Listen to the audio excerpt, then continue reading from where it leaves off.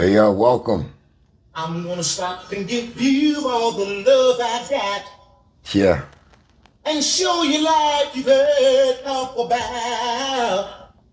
Cause I know you're sweet and young as can be. tell them, cuz. Life hasn't shown you all of its mysteries. Yeah. Love for you would be a brand new thing. But I won't offer my hand to make it without pain.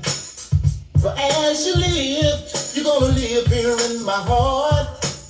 And I love a man I will never part. 'Cause I'm gonna stop and give you all the love I got, young girl. I'm gonna stop and give you all the love I got, young girl. Yeah. I'm gonna stop and give you all the love I got, young girl. Oh yeah.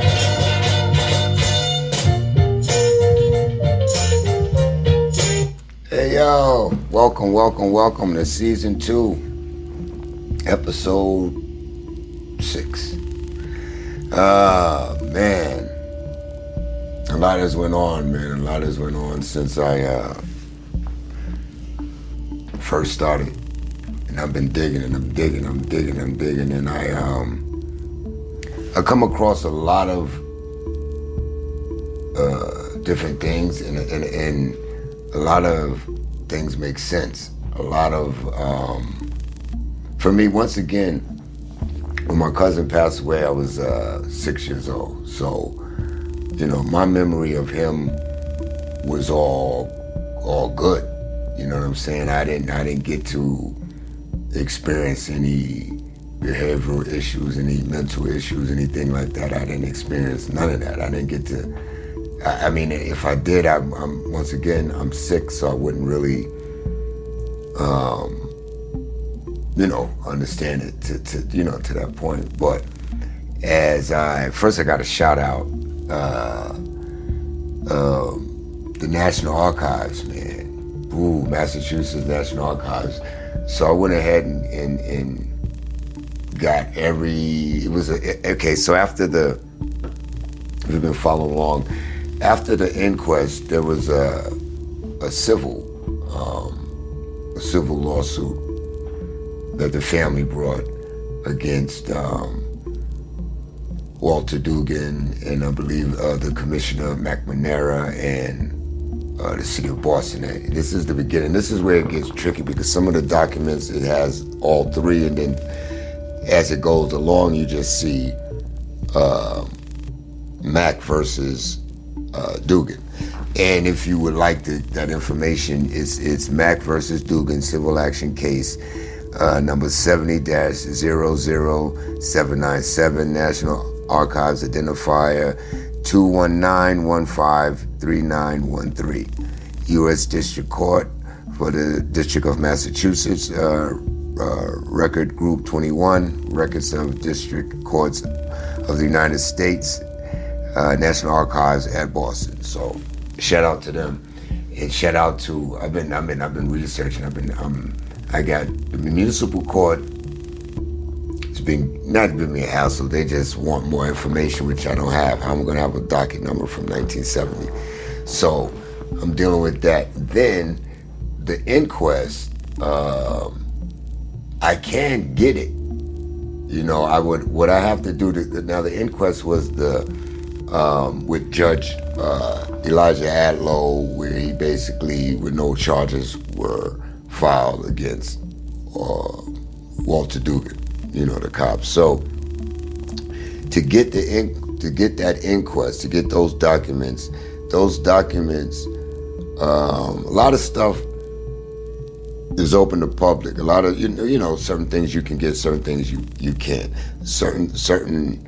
So this particular inquest is what they call under impoundment, meaning there's something in there that they basically don't want the public to see. So regardless, I don't know what it is. It could be a picture. It could be, who knows. So in order to get that, I got to file a motion with affidavits, basically telling them why I want this. And boom. But the feds, I was able to get the federal case, I was able to get that with no problem. It cost dough, but I was able to get it, man. And it's like over almost 500 pages, man, of everything. Everything, the jury, everything's in there. There's images, there's pictures of the incident, not the incident, actually, the ward. There's pictures of, and I think this, like I like to go, and I don't know how this is gonna come across, but I was not allowed to go to the funeral in 1970. Once again, I'm 6 years old, so they do have it. And I will never, I'm probably the only family member that will ever see this particular picture. And the the person that I was dealing with to get all of these documents actually warned me, because it's a picture of him laying there. You know, I see, it's a picture, you know, aftermath of him laying there. And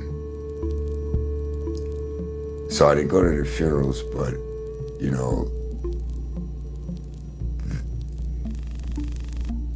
so I'm more, you know, I was able to see him there, man, you know, and you see his arm behind his back in the cast, you see, so I'll never, out of respect for the family, out of respect for him, that's something I'll just never ever publish or even mention probably again. But so then you got the pictures of shell casings, you know, things of that nature. Now, as I started digging and realizing stuff's not adding up. Okay, when you look at it, you look at, okay, white cop just shoots his unarmed black guy. You know, that was boom. That's what happened.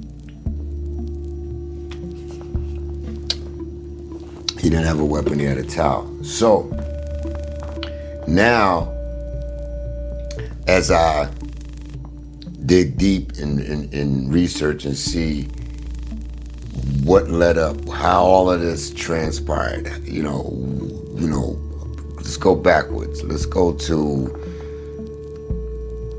so they performed that Friday. Okay, I believe that give me 1 second. I believe March 7th. I know it was the solar eclipse, but I'm trying to figure out what. Give me 1 second, yo. So,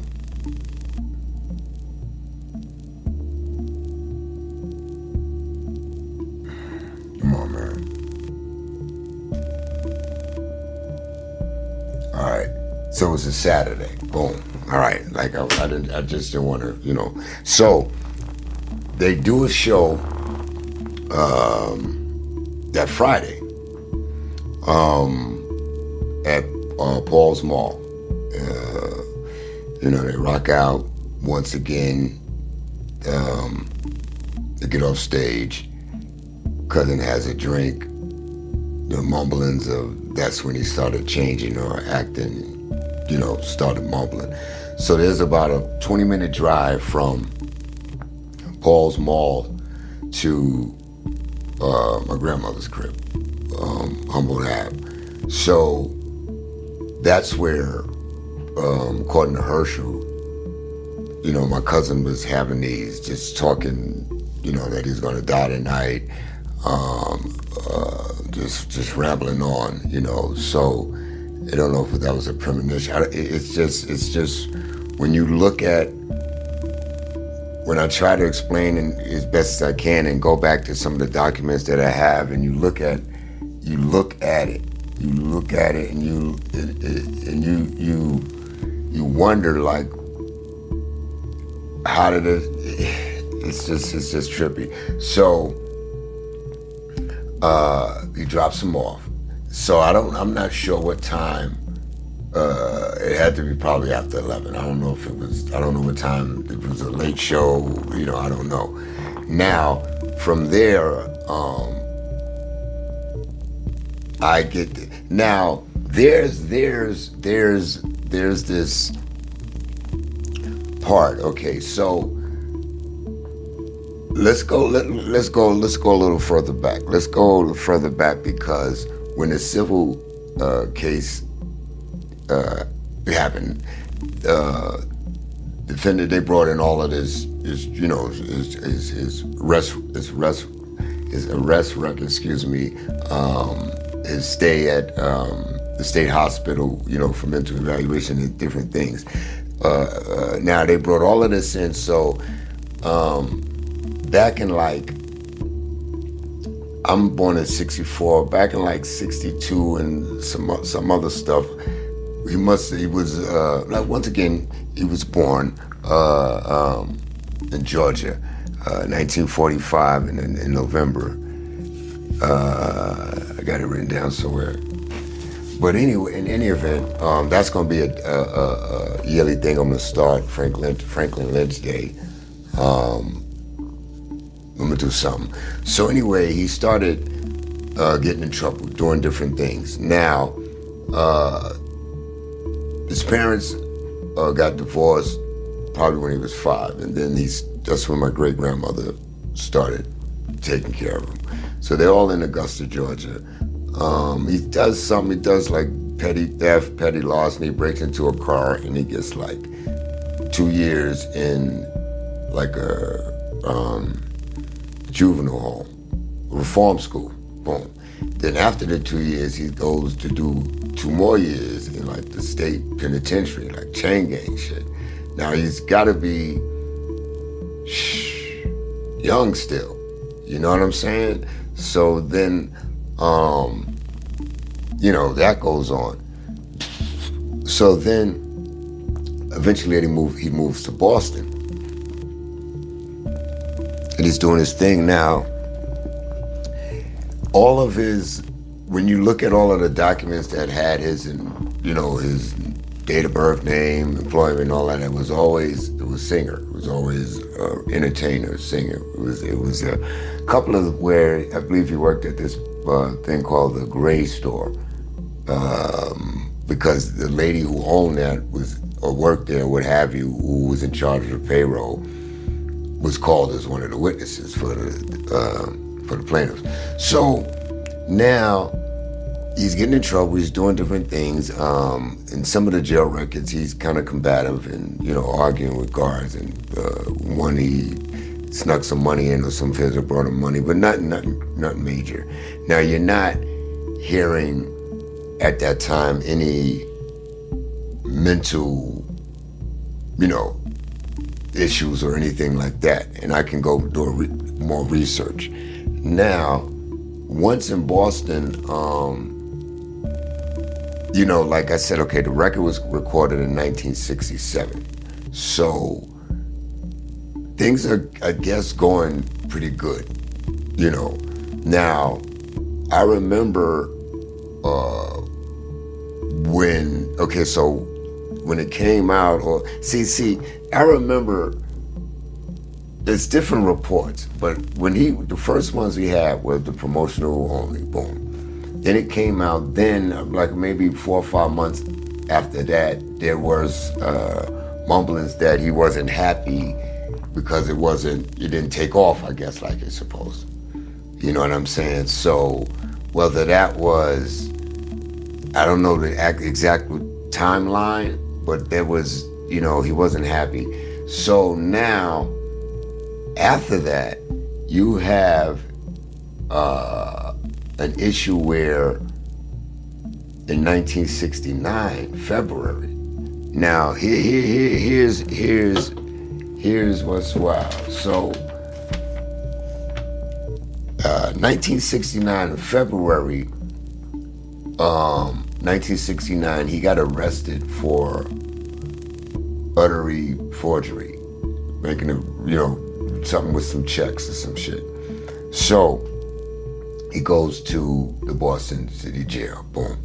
Now there, whatever his behavior started changing. He started just doing all kind of stuff, all kind of different things. So I believe, and I got all of that, and I'll post certain things. They have him go to a state hospital. Now from February 22nd, 1969 to March 1st, 1969, he was in the state hospital. Then they extended it and gave him another month from April 17th. And he got out basically, instead of him getting out on March, he got out April 17th, 1969.